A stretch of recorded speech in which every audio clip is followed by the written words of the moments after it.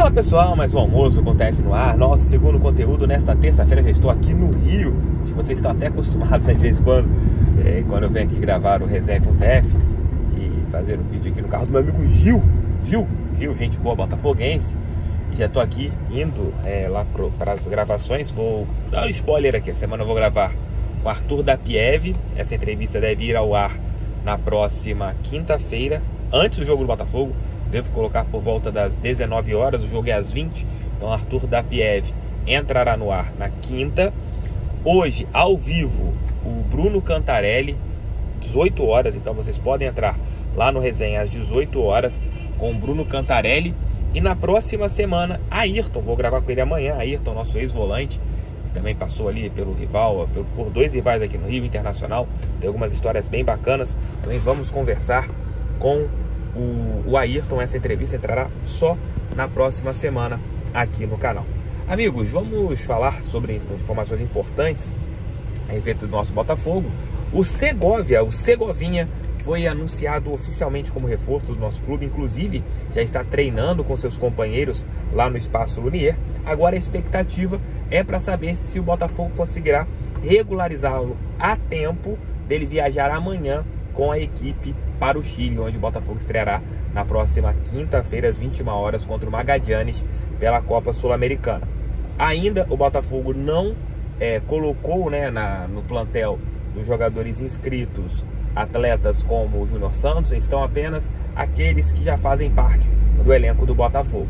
Mas o Júnior Santos, até mesmo pelo que foi conversado, conversei com algumas pessoas do Botafogo, a expectativa é que ele seja inscrito ainda hoje, ele possa viajar normalmente com a equipe para o Chile e talvez ser ali uma opção do técnico Luiz Castro para a partida. Já o Segovia, ainda por ser uma transferência internacional, talvez demore um pouco mais para ele conseguir ser inscrito. Tomara que o Botafogo consiga inscrever o jovem jogador de 20 anos que a gente tem visto nas redes sociais como torcedor botafoguense.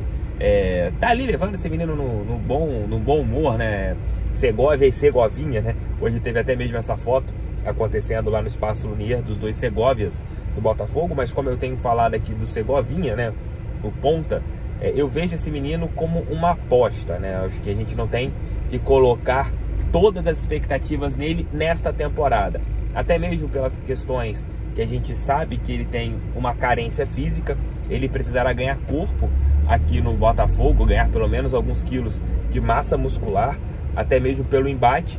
Mas é um atleta que pode entrar de vez em quando nas segundas etapas das partidas para ele colocar ali uma fumaça nos jogos, ser aquele jogador com muito 1 contra 1. Talvez seja hoje uma carência que a gente tenha no elenco desde a saída do Jefinho. O Botafogo não possui nenhum jogador que tenha essa característica de pegar a bola, partir para cima, driblador.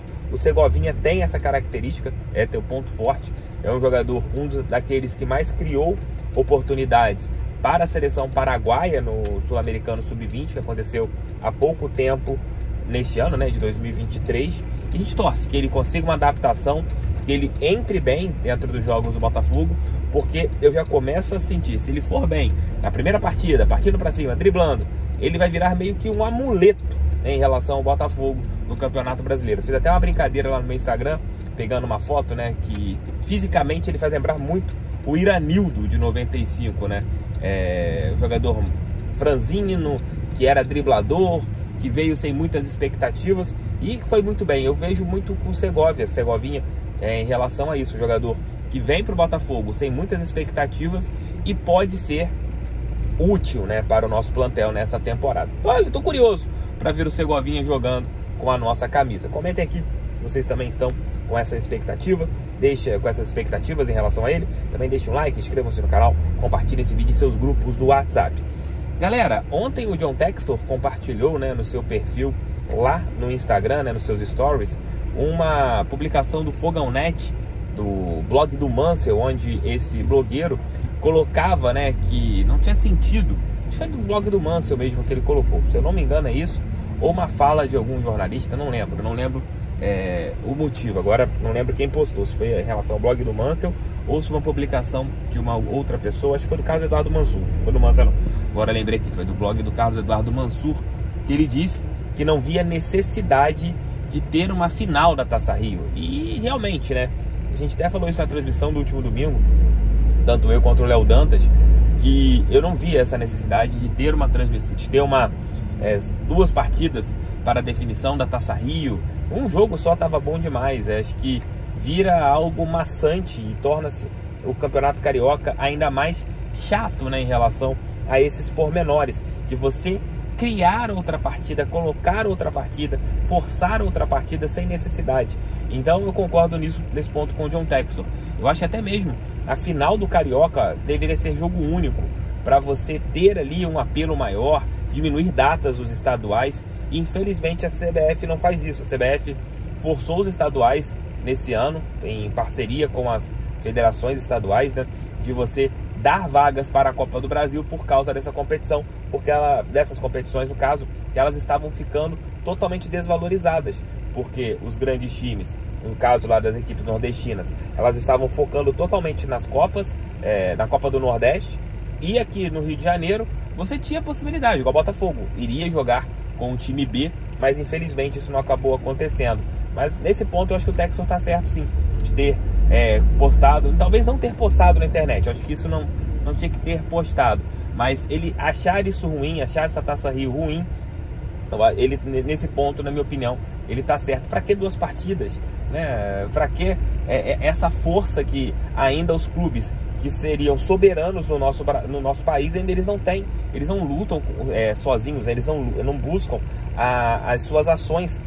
Se eles se unirem, com certeza as federações ficariam mais fracas, você tiraria o peso dos campeonatos estaduais, mas infelizmente aqui no nosso país os clubes não têm a dimensão da força que eles possuem. Enquanto eles não têm essa dimensão, eles continuam brigando nos bastidores por tudo. As federações estaduais, elas continuam mandando, criam essa regra absurda em relação à Copa do Brasil, né, de você ter que ter uma classificação via campeonato estadual. Os estaduais continuam torneios sem nenhum tipo de apelo popular, e assim vai. Infelizmente é isso que gera o nosso país, é isso que rege o nosso país, futebolisticamente falando. Por isso estamos desde 2002 sem uma Copa do Mundo, sem uma evolução no nosso futebol, revelando menos jogadores como nós revelávamos. Há muito tempo a gente não tem um gênio revelado por causa disso, que as equipes pensam apenas micro, não pensam no macro. É isso. Matheus Nascimento convocado para a seleção sub-20, entra dentro daquilo que nós conversamos aqui no canal, eu acho que sábado ou domingo, não me lembro, foi segunda-feira, quando o jornalista, um intermediário, né, até o que fez a negociação do Hernandes com o Botafogo, ele disse que teve uma proposta do Hans, lá da França, né, sobre o Matheus Nascimento, e o Botafogo não vendeu, porque a expectativa é essa, que o Matheus faça parte do plantel que dispute o Campeonato Mundial. E ele tem feito gols quando vai para a seleção sub-20, né? O Brasil terá alguns amistosos agora, né? A última convocatória visando o Mundial. E o Matheus tem que ir bem. Se ele for bem com a camisa da seleção, fizer gols, praticamente ele carimba o seu passaporte para o Mundial da categoria. E se ele for bem no Mundial da categoria, mesmo ele não sendo um jogador que tenha ido bem com a camisa da equipe principal, né? Tem números ainda muito baixos, ele pode ser um jogador que, ao invés de valer 10, pode ser vendido por 15 milhões. O Mundial Sub-20 pode ser um divisor de águas financeiramente para o Matheus Nascimento. Vamos torcer que ele vá bem com a camisa da seleção, que ele consiga performar bem e que talvez no meio do ano apareça uma grande proposta para o camisa 90 do Botafogo. Tamo juntos, volto lá pelas 8 da noite com o nosso Noite Alvinegra aqui no canal do TF. Então assistam lá às 18 horas no Resenha, o meu papo com o Bruno Cantarelli. Vamos falar muito sobre a carreira desse narrador, que é um dos grandes narradores da nova geração, para a gente entender como que funciona. E outras cositas mais. Saber um pouco sobre o Charla e muitos outros assuntos marcantes lá. Valeu, gente. Tamo juntos. Fiquem com Deus. E até mais tarde. Fui.